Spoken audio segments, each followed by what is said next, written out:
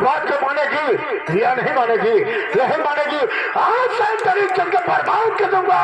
मैं कहूँ यहाँ तुम्हारी आबरू कौन बचाने आता है?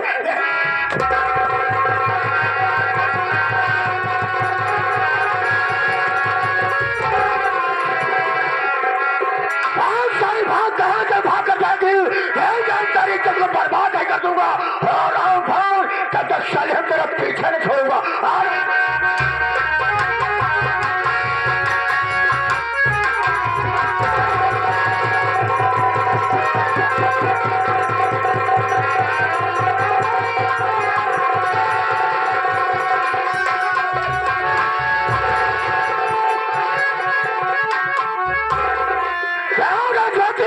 अगर तो मेरी बात को मानी होती तो तुमको यह दिन देखने को ना मिलता।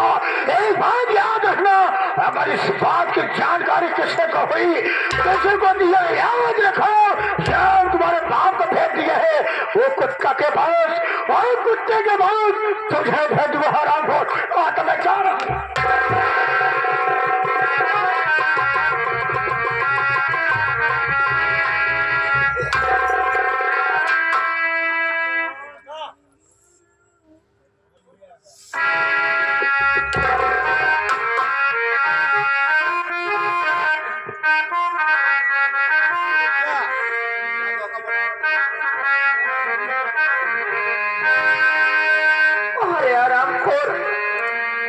आखिर मैं तेरी क्या बिगाड़ रखी थी? तूने मेरी इज्जत बर्बाद कर दिया। भैया तुम्हें तुम्हारी ड्यूटी और तुम्हें तुम्हारा पैसा मुबारक हो मेरे भाई। आज ये ज्योति तुम्हारी ये दुनिया छोड़कर जा रही है भैया। और मुझे माफ कर देना, आज के बाद मैं तुझे कभी नहीं मिल पाऊंगी।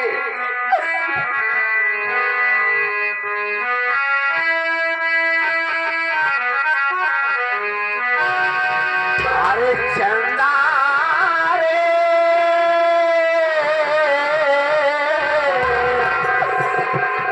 चंदा रे माया से कहना, ओ मेरे माया से कहना, बहना याद करे।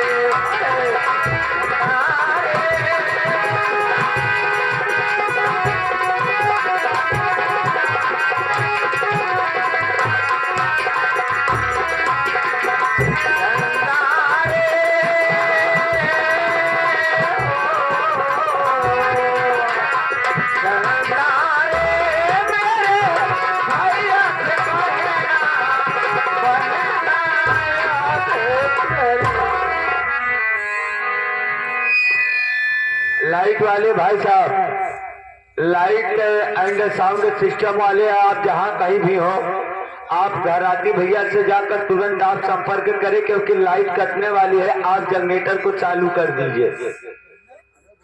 आप तत्काल संपर्क कीजिए उनसे, घर मालिक महोदय साहब से। एक रुपया आपके लिए, धन्यवाद। भैया मुझे माफ कर दो। अगर मैं कहीं पर जाकर अपनी जिंदगी व्यतीत करूंगी, ये दुनिया वाले मुझे चैन से जीने नहीं देंगे। इससे बेहतर है कि मैं कहीं पर जाकर अपनी जान दे दूं। अगर इस दुनिया में जिंदा रहूंगी तो कोई मेरा सहारा देने वाला नहीं है। नंबर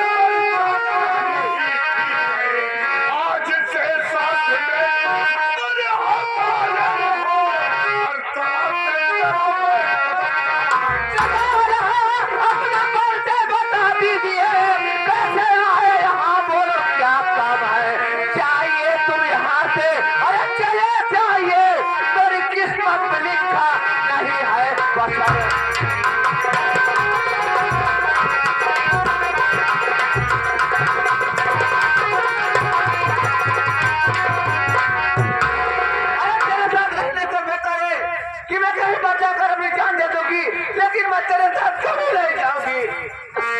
अरे पता नहीं कितने घर बर्बाद कर दिया होगा, आज पता नहीं कितने बच्चों को नष्ट कर दिया होगा, और कितने लू लिया होगा। मैं तेरे साथ कभी नहीं जाऊंगी।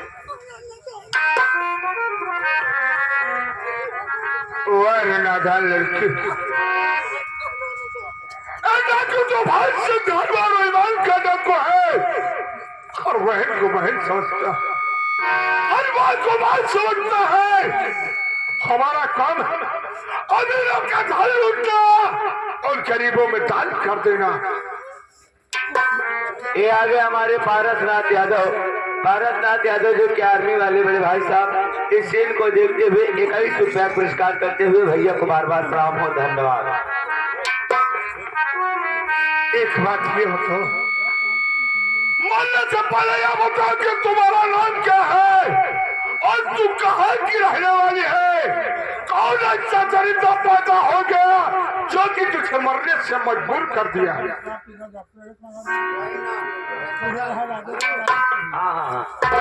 आगे भाई हमारे बेटे पारसनाथ यादव जी आर्मी वाले, आप दोनों जन के लिए 21 रुपया स्पेशल में देते हुए धन्यवाद।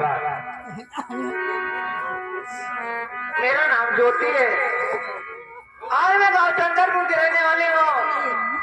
हमारे पिताजी का नाम मोहला किसान था। गरीबी कारण हमारे बाबूजी ने शेख गिरधारी लाल के यहाँ से 5 रुपए कर्ज लाए थे, और वो कर्ज ना दे सके।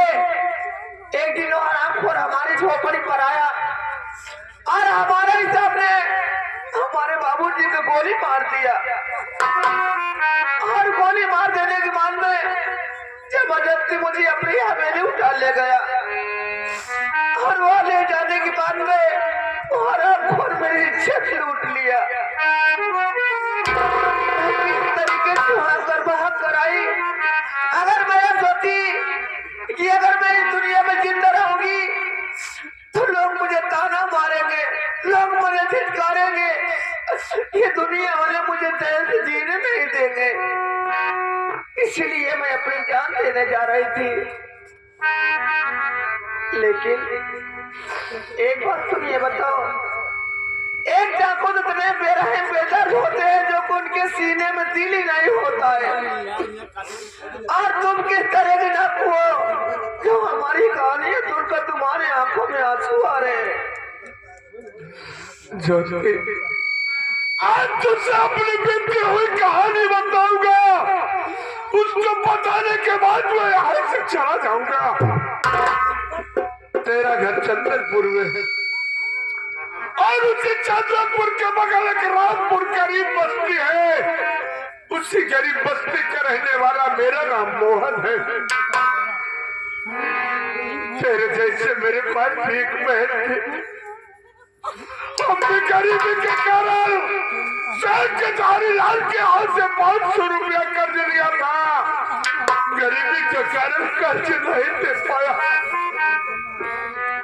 एक दिन शहर की धारी लाल मेरी झोपड़ी को आया। मैं शहर काम करने चला गया था। मेरी बहन को अकेले मार करके हराम खोर ने मेरी बहन की इज्जत को लूट लिया। के बाद उसे चाकू मार दिया, यहाँ तक कि खून का इल्जाम भी मुझ पर लगा दिया। मैं थाने से भाग करके अपनी जिंदगी को खात्मा कर देना चाहता था, लेकिन माँ भवानी की कृपा है कि आज मैं डाकू बनकर और डाकू बना हूँ तो न सिर्फ बहन की इज्जत का बदला लेने के लिए, न तो किसी की बहन बेटी की इच्छा रूपने के लिए। ज्योति, मेरी बात वो माफ करना, मैं जा रहा हूँ यहाँ से बाहर दुनिया।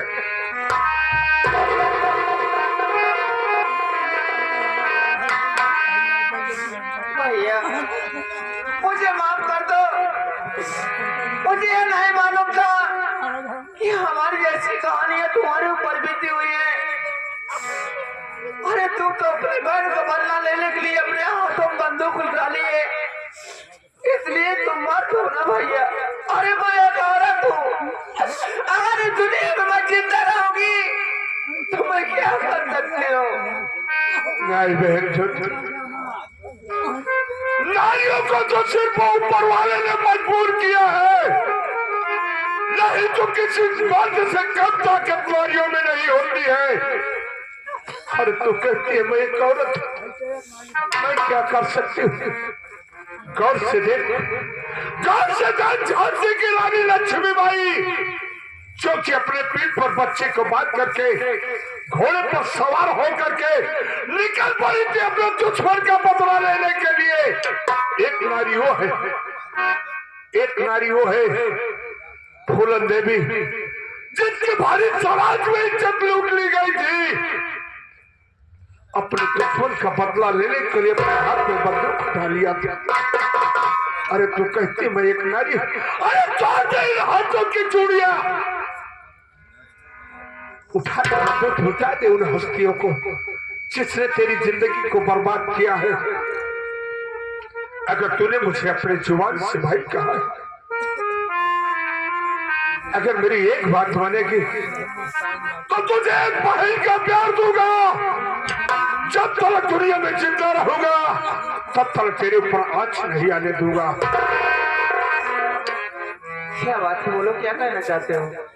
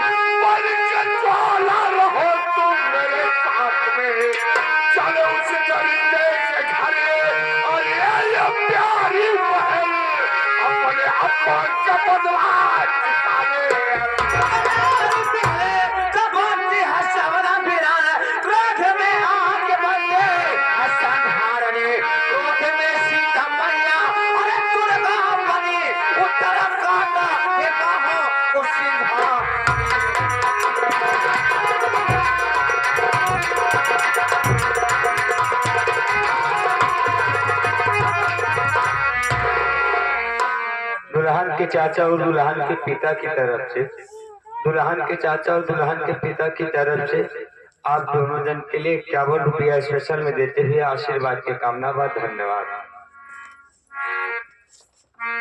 चलिए भैया, मैं तुम्हारे साथ चलने के लिए तैयार हूँ। लेकिन बहन ज्योति, मैं उन जमींदार धारी लाल की हवेली पर बुजदिल की तरह नहीं चलूंगा। चैन चुनाव के साथ चलूंगा। देखता हूँ साले की कितनी बाजुओं में ताकत है। चल इसी जंगल में किसी इंसान का तलाश करूंगा। उसके बाद उससे चाहे डर बस चाहे न बस, एक काम उसको मेरा करना होगा। ठीक है भैया, आओ चला जाए। चलो।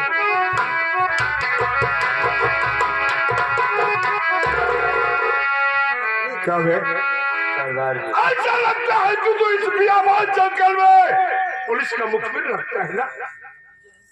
नहीं सरदार जी नहीं, मैं किसी पुलिस का मुखबिर नहीं हूँ, बल्कि मैं भी एक गरीब असहाय लाचार व्यक्ति हूँ। मैं भी दर बदर की ठोकर खा रहा हूँ। मैं किसी थाने से किसी पुलिसकर्मी का मुखबिर नहीं हूँ सरदार। किस इंसान का तलाश कर रहा है?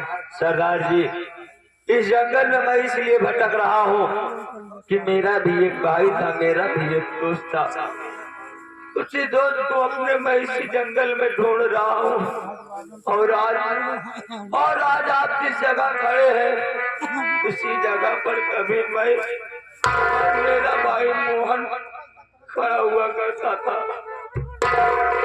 आज मैं अपने उसी मोहन भाई का तलाश कर रहा हूँ कि अगर आज मेरा मोहन भाई मुझसे मिल जाता तो मैं हंसते हंसते अपनी जान को गंवा देता। सरदार जी, मैं आपके आगे आज कहता हूँ, कहीं तो सूबेदार तो नहीं है?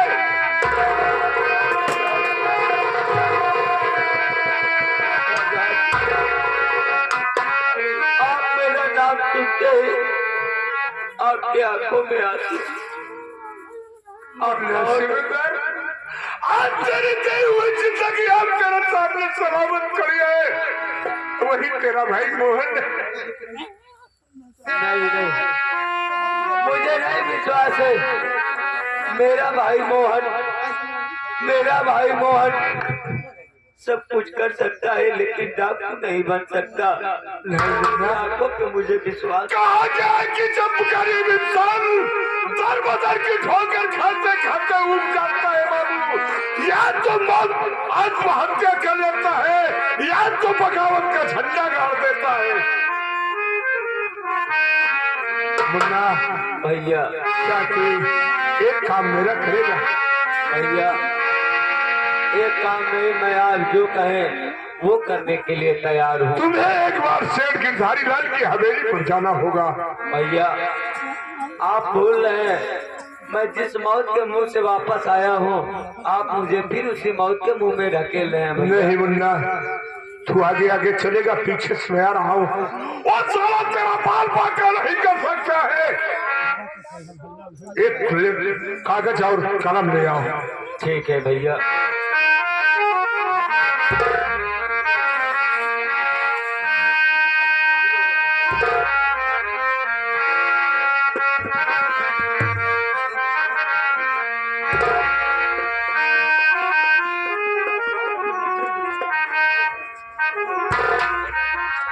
लिखो। बोलिए। सेठ गिरधारी लाल। सेठ गिरधारी लाल। तुझे मालूम? तुझे मालूम हो आज की रात 12:05 पर 12:05 पर तेरे घर डकैती पड़ेगी। तेरे घर डकैती पड़ेगी और तुझे जान से मार दिया जाएगा। तुझे जान से मार दिया जाएगा। तू अपनी सुरक्षा के लिए अपनी सुरक्षा के लिए जितनी पुलिस फोर्स लगवाना चाहता है जितनी पुलिस फोर्स लगवाना चाहता है लगवा ले। लगवा सकता है। तुम्हारा दुश्मन डाकू तूफान सिंह, डाकू ज्वाला रानी, डाकू खोदन सिंह, दहशत अली छल्ला उर्फ छक्का मैक्सी भाई। ये कौन होगा बे? तू चले।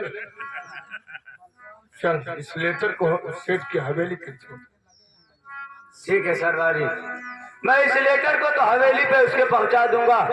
फिर लेटर पहुंचाने के बाद फिर मैं आपको इसी जगह मिलूंगा। चलता हूँ सरदार जी। जय माँ भवानी। चल महेंद्र जी।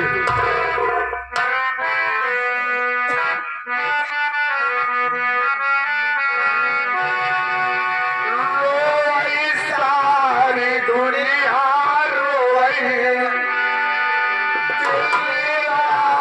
धनिया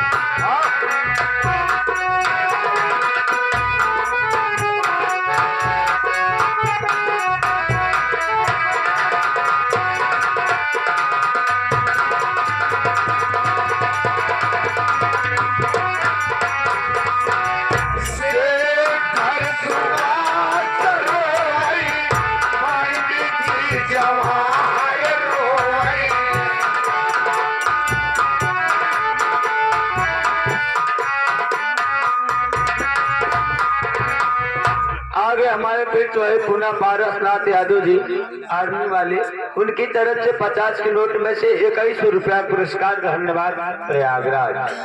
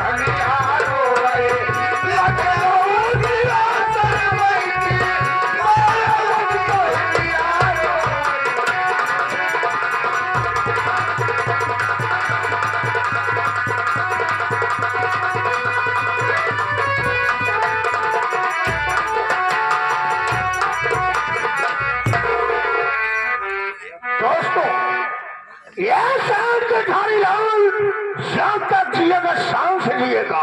अरे वहां जाएंगे कुत्ते करो, अगर कुत्ते कफन होगा तो हमारे लिए कफन नहीं होगा। यहाँ पर कोई मौजूद नहीं है। यहाँ तो सूबेदार को पता है, यहाँ तो राजकुमार को पता है। मैं मरता हूँ, हो सकता है आते हूँ।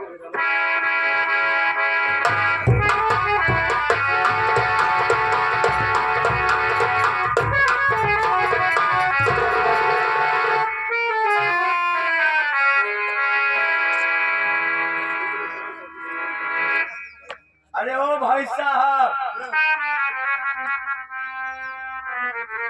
बात क्या है? भाई साहब हाँ? आप हमको एक बात बता सकते हैं?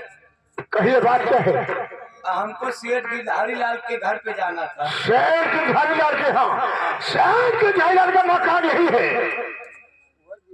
सही जगह आ गया। हाँ हाँ, सही जगह आ गए हो। और तुम्हारे सामने सेठ गिरधारी लाल खड़े भी है। कहो बात क्या है, क्या करना चाहते हो? आप ही है? हाँ मैं हूँ। आप हमको नहीं पहचान रहे होंगे। नहीं, मैं आपका दूर का करीब का नजदीक का रिश्तेदार। कैसे तुम्हारे सारे हैं, दो नजदीक के हैं। साला नहीं हूँ, आपका साला नहीं हूँ, आपका दूर का नजदीक का रिश्तेदार। रिश्तेदार? तो वह किसको बताओ? आपके बुआ के फूफा के नाना के दादी के लड़का।